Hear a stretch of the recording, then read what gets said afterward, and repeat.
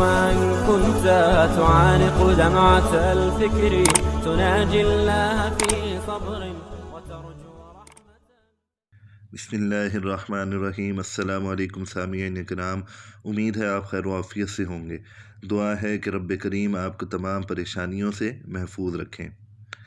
معزز سامعین کرام، ہم اکثر سنتے ہیں کہ رب العزت کی ذات کن فیکون ذات ہے۔ اس کا مطلب ہے کہ اللہ کہتا ہے کن ہو جا، فیکون، اور وہ چیز ہو جاتی ہے۔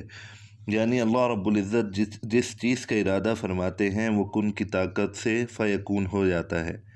اسی نسبت سے آج ہم آپ کے لیے حاجت کی ایک ایسی نماز لے کر آئے ہیں جسے کن فیکون کی نماز بھی کہتے ہیں۔ یعنی حاجت کی ایک ایسی مجرب اور طاقتور نماز کہ جس کے ادا کرتے ہی اللہ رب العزت آپ کی بڑی سے بڑی مشکل، خواہ وہ مالی پریشانی ہو، خواہ کاروبار میں رکاوٹ ہو، یا کسی اور قسم کی کوئی پریشانی ہو، یا کوئی بڑی سے بڑی حاجت ہو، اس نماز کی برکت سے اللہ رب العزت اس حاجت کو پورا فرما دیں گے۔ یہ خاص اور مجرب نماز کیسے پڑھنی ہے، اس کی چند خاص شرائط کیا ہیں، اس کو جاننے کے لیے آپ سے التماس ہے کہ اس ویڈیو کو آخر تک مکمل دیکھیں تاکہ کوئی بھی پوائنٹ مس نہ ہو جائے۔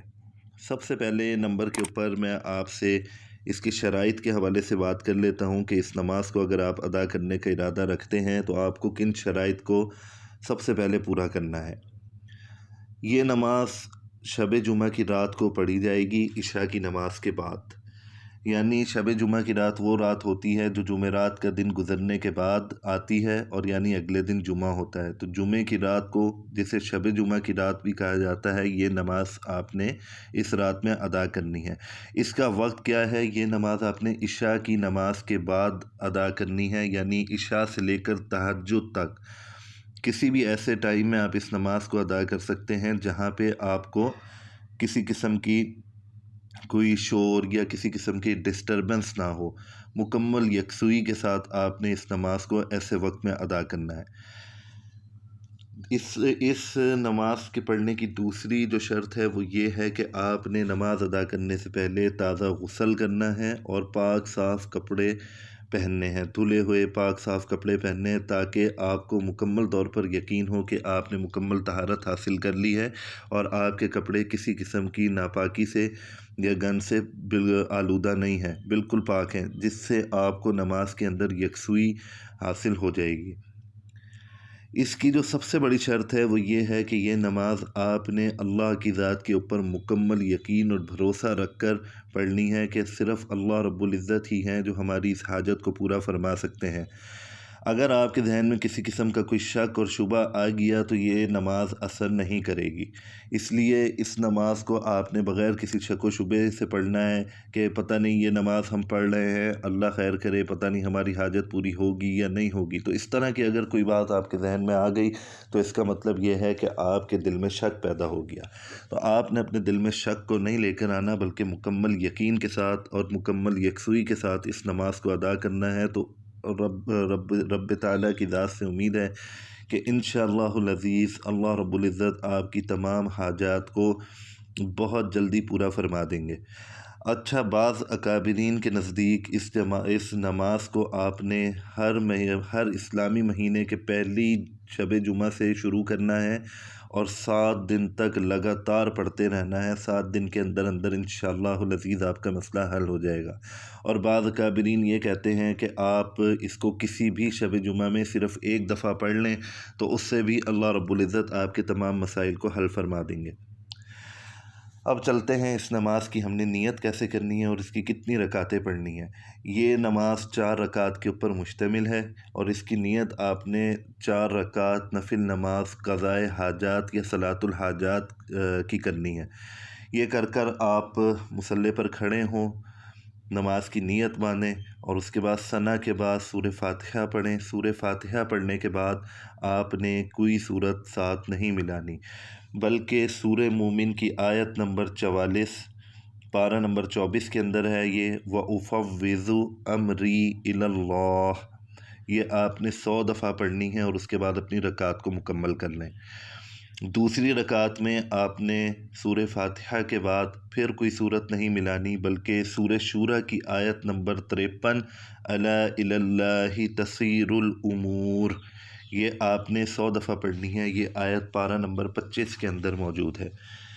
اس کے بعد 2 رکعتیں اپنی مکمل کریں، تیسری رکعت کے لیے کھڑے ہوں اور تیسری رکعت میں بھی اسی طرح سے سورہ فاتحہ کے بعد بغیر کسی صورت کے ملائے سورہ فتح کی آیت نمبر 1 انا فتحنا لک فتحا مبینا، یہ آپ نے 100 دفعہ پڑھنی ہے۔ یہ آیت پارہ نمبر 26 کے اندر موجود ہے۔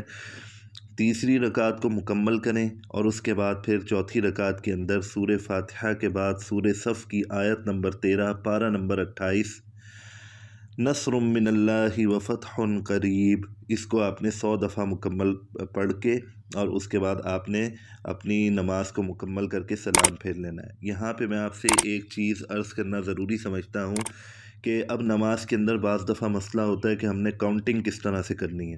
کاؤنٹنگ آپ انگلیوں کے پوروں کی مدد سے اس طرح سے کریں کہ آپ مکمل یکسوئی کے ساتھ اس چیز کو ذہن میں رکھتے جائیں کہ ہماری کون سے نمبر کون سے پورے کے اوپر آ رہا ہے اور ہماری کتنی کاؤنٹنگ ہو چکی ہے۔ تو یعنی آپ نے مکمل طور پر ہاتھوں کو نہیں ہلانا، ادھر ادھر ہاتھوں کو ہلا کر آپ نے کاؤنٹنگ نہیں کرنی، بلکہ اشارے سے آپ نے کاؤنٹنگ کرنی ہے اور اس چیز کا خیال رکھنا ہے کہ آپ کی کاؤنٹنگ ایگزیکٹ ہو۔ 100 دفعہ آپ نے ہر چیز کو ضرور پڑھنا ہے، یعنی یہ نہ ہو کہ غلطی سے آپ سے 98 دفعہ پڑھی جائے یا 102 یا 105 دفعہ پڑھ لیں، ایسا نہیں کرنا۔ کوشش کرنی ہے کہ آپ کی کاؤنٹنگ ایکوریٹ رہے اور آپ نے 100 دفعہ ہر آیت کو پڑھ لیں۔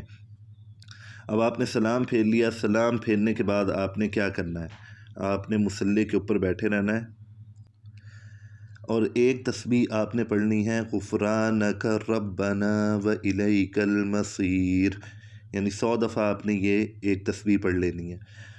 اس کے بعد آپ سجدے کے اندر چلے جائیں اور سجدے کے اندر آپ نے اپنے ہاتھوں کو دعا کے ہاتھ کی طرح سے الٹا کر کے رکھنا ہے، جس طرح سے ہم دعا مانگتے ہیں اس طرح سے آپ نے اپنے دونوں ہاتھوں کو رکھنا ہے اور 200 دفعہ آپ نے پڑھنا ہے استغفر اللہ و اتوب الیہ، 200 دفعہ آپ نے یہ پڑھنا ہے۔